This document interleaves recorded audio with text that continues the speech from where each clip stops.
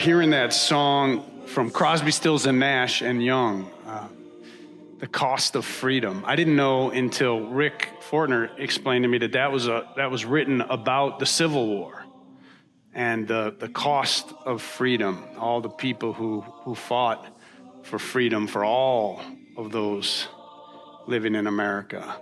And it's a powerful song, Freedom Buried, the cost of freedom buried in the ground. Just a powerful, powerful song. I wanted to talk this morning about the fruits of freedom.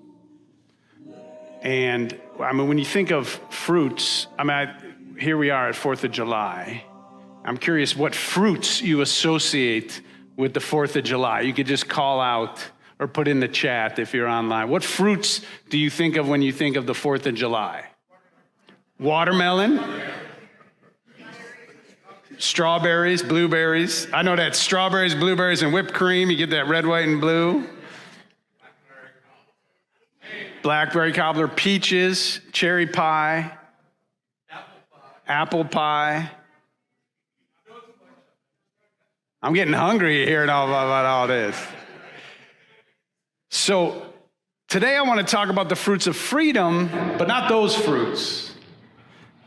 And the question I have to ask for you is, are you free? Really free? And if you are free, how does that affect your ability to make commitments?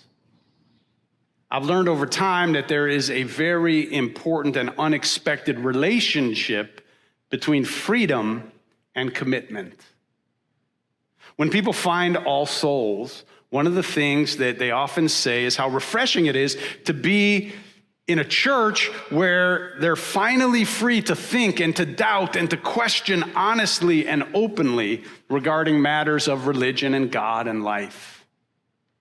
Many people think that they have to leave church in order to be a free thinker. And they're surprised to find a congregation where people are so free. Freedom means that we have choices.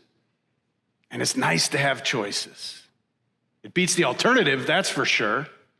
To be stuck being told what to do, what to believe, to be given your list, your marching orders, if you will. But if we are free, when we are free, then we have to decide, what do I do with my freedom? I mean, I know on Saturday mornings when I wake up, sometimes my wife has a whole list of things she wants me to do, or for us to do. And on those days, I get up, I know exactly what I'm supposed to be doing. But on those Saturday mornings when she doesn't have a list, I have to, well, okay, what am I gonna do with this day of mine? And that's a whole nother kind of a project to have to figure that out. So the question is, how do we know what choices to make when it's up to us? We're free to choose what we want. And then on a grander scale, since I'm free, to whom and to what should I commit myself? Now you might be asking, what's all this talk about commitment? Isn't commitment the opposite of freedom?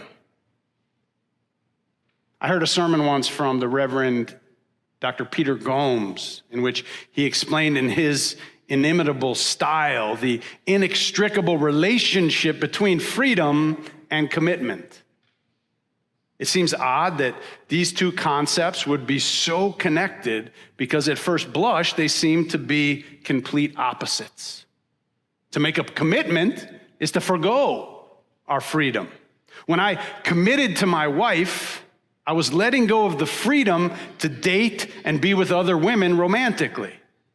and to stay out all night and to do whatever I want to do whenever I want to do it. When I committed to come to serve this church, I was giving up my options to serve another church somewhere else in the country. Commitment has a limiting or restricting quality to it. Now, freedom, on the other hand, is all about having choices and options. Freedom is something that Americans love. We live for it, and some have even died for it. We might wake up in the morning with our mind on freedom, but we rarely wake up in the morning inspired by commitment. Commitment is a harder concept for many of us, especially we're told for men. Many of us have heard or know of people, we've heard people say about a single guy that you know that he has commitment issues. I see some people elbowing. Here is the soundbite if you're taking notes. Freedom is a means and not an end. Freedom is a means and not an end. To too many people, they think of freedom as the end goal. They protect their freedom as if it is the fruit, when it is only the tree that produces the fruit.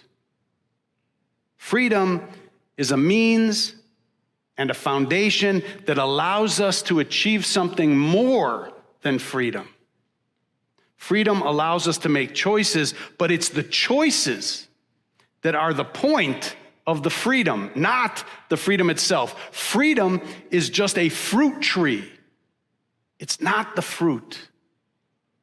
If we do not make commitments, it's like growing a fruit tree, but then not eating the fruit. What's the point, right? You cannot eat the limbs or the leaves of a tree. So if freedom is the tree, if freedom is a tree that's essence is choice, then the fruit of freedom is commitment. People doing forced labor or enforced marriages, they don't have choices. People in certain authoritarian dictatorships do not have many choices. Women in some Islamic countries or certain other traditional cultures, more and more here in America, don't have as many choices. But when we are free, we have choices. And we might make a bad choice. We might make a stupid choice. We might make a self-destructive choice. But we have a choice. And the point of having a choice is making a choice. It's not that the opposite of freedom is commitment. It's the object of freedom is commitment. It's not that the opposite of freedom is commitment. It's that the object of freedom is commitment. The point of freedom is to be able to make commitments. The ones you want to make. The ones you feel are right. The ones you feel matter. I met a young man the other day, and he said, I don't need to make a lot of money. I'm looking for something to give my life to. I hear this a lot from the younger generation. A soldier once told me, I was looking for something that would call on me to give everything I have to it because it mattered that much. I wanted my life to matter. My experience is that many of us want to give ourselves to a cause or to a task that we believe in. Sister Simone Campbell, who is a Catholic nun, a lawyer, and an activist. She's amazing. I adore her. In fact, she's going to be coming here next month on August 3rd to be in conversation with me as part of she's on a book tour. Magic City Books is bringing her. She said, they said they'd like to have her here and to have me in conversation with her, which I'm really excited about. That's going to be on August 3rd. But Sister Simone Campbell coined a phrase, the unpatriotic lie of individualism. The unpatriotic lie of individualism. We like to say this is a nation of people who are all out to be number one and who are out for themselves. But it's never been that way, she says. From the days of the Mayflower Compact, the Revolutionary War, and every war since, there has been a spirit of giving ourselves and our best efforts for the good of this nation and its future. The first few words of the Constitution, she reminds us, are "we the people." We're not founded on individualism. That's a fallacy. But people did not fight for our freedom just so that we could have choices. People have died for our freedom so that we could make choices. Not just so that we can have them, but so that we could make them. We join a church like All Souls that gives us freedom to believe or not believe as our hearts and our minds and our conscience lead us.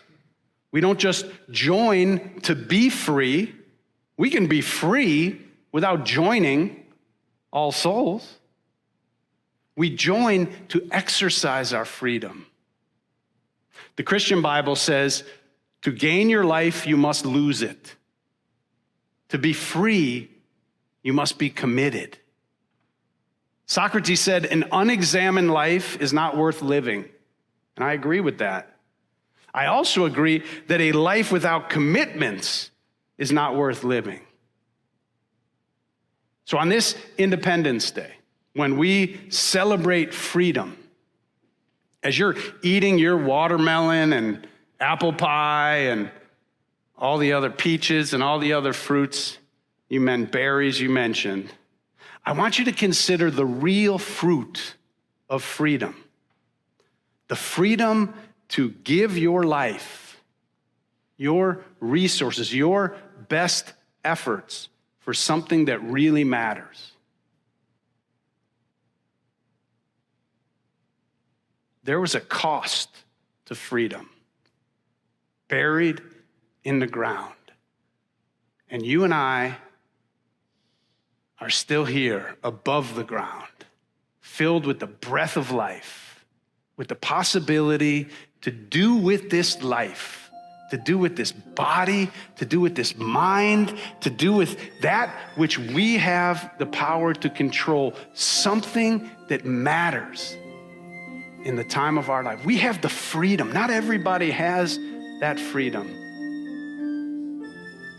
What will you do with your one precious life?